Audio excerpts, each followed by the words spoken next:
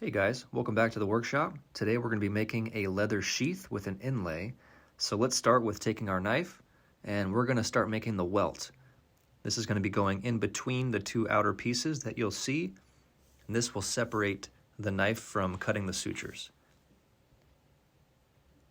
So I would like to place it right in the center there, and we're going to be scribing the outline of just the knife only, and then we'll be cutting it out. That way the knife will fit right in.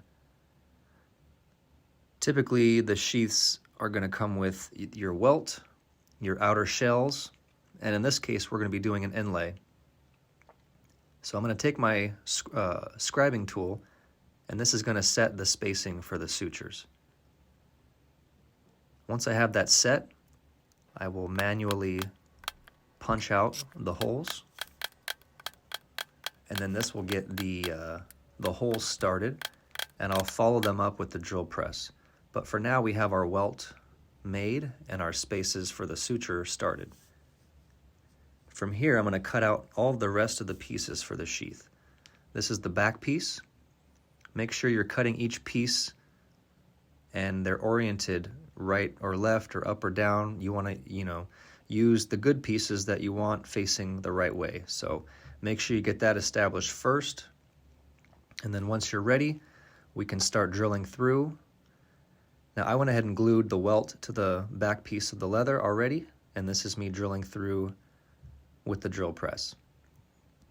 Now one thing I just started doing recently, using this other tool, and it makes a nice little groove, and I'll run this right over the holes, the suture holes, and it creates a little channel to where the suture can lay down, and it almost looks flush when you're done suturing.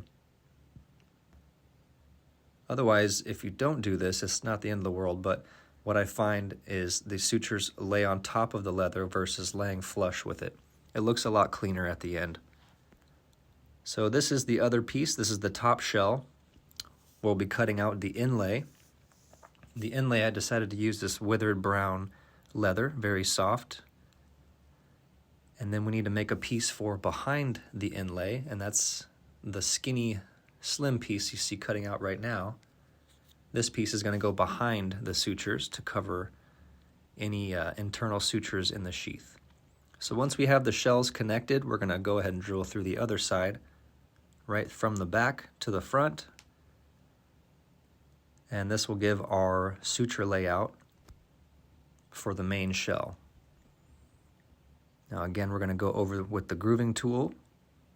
That way we can lay down our stitches. And this is just a template I made that I can reuse. So I'll use my scribe tool, mark out the lines, and we're going to go in and carefully remove these shapes here. Now when you do this, you want to keep enough room on either side for more sutures. So once you have it cleaned up, I'm going to use my scribe tool again, and we're going to set the spacing of the sutures inside the inlay. And then again, I'll go over it with my hand punch tool. And I won't drill through these yet on the drill press because I want to glue this piece to my inlay. But before we do that, we have to dye the piece. We have to put our vintage gel, and we have to slick all the edges on the inside. So let's let that hang out, and we're going to start the back piece. So let's get the back piece wet, and I decided to do some stamping. This piece on the back is extra thick, and hammering the stamps wasn't going deep enough, so I decided to try the arbor press. This works out really well. You just got to be patient, and it works out great. So cool little end result there on the stamping. And let's finish it off with a logo stamp. Again, we're going to be using a brass stamp, custom made, and we'll be using our arbor press again to get that full pressure of our stamp. Arbor presses are very good things to have in the workshop. I utilize it for more than just stamps, rivets, eyelets, things like that. Always a great tool to have in the workshop. Now again, before I glue the inlay to the outer shell, I want to slick the edges on the inside and get all that ready But so far so good. Working slow and steady is always the best.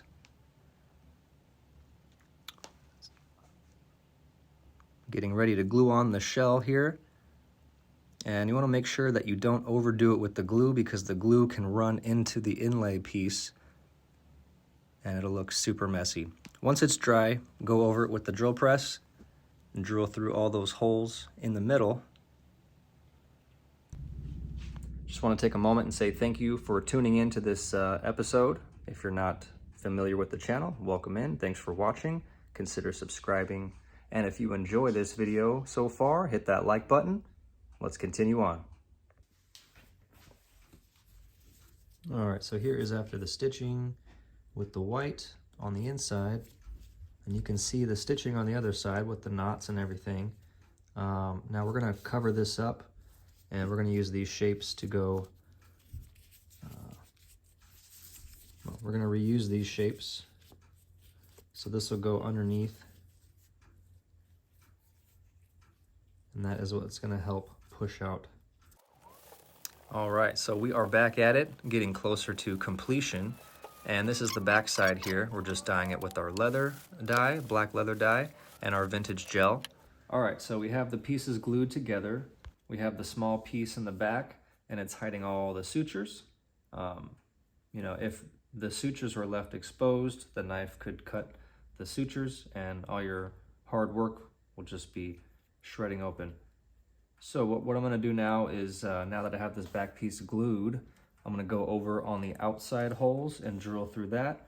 And this is essentially going to be, the same holes as what's already here, because we've already drilled through the front. But we just gotta get these outside ones done. And that way we can glue this together. And then finally, that leaves us with the back clip area. All right, so I found this out the other day. My metal ruler is the exact size as the ulti-clip.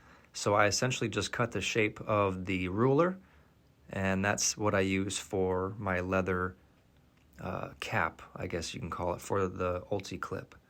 So once I have it all dyed and slicked out, holes aligned, we will go ahead and attach that piece before we attach the two shells. I also like to curve the top of it. That way that's all nice and ready to roll when I go to sew everything. Now take a look at this groove. I use the same grooving tool to hide the sutures. That way there's nothing sticking flush with the leather. It's sticking into the leather. Anyway, lots of little tricks going on. I started this build with a right hand carry in mind. So this will be carried right hand. Another trick I do is utilizing the sewing needles. Make sure that the alignment is good. That's always a good trick to do. And then office clamps, paper clamps are always good to use. Anyways, this is always a fun build to do. I love doing inlays, and I love showing progress and little tricks and tips, to show along the way. But if you have any questions on this build, please reach out. We'll probably do another one real soon.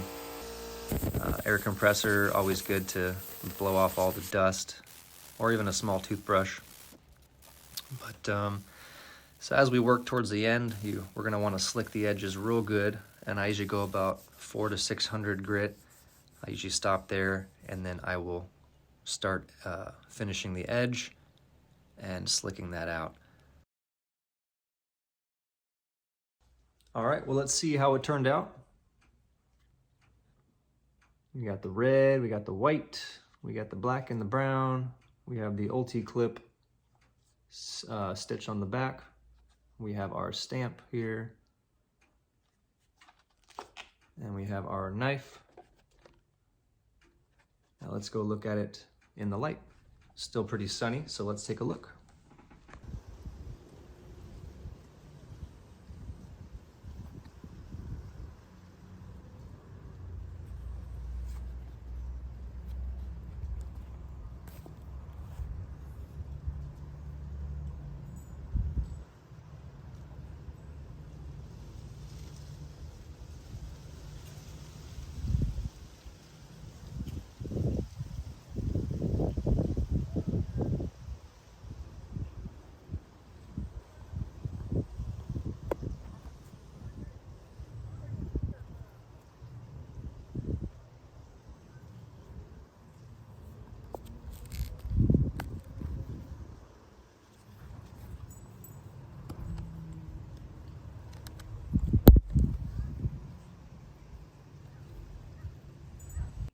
I think the red and the white really matches great with the knife.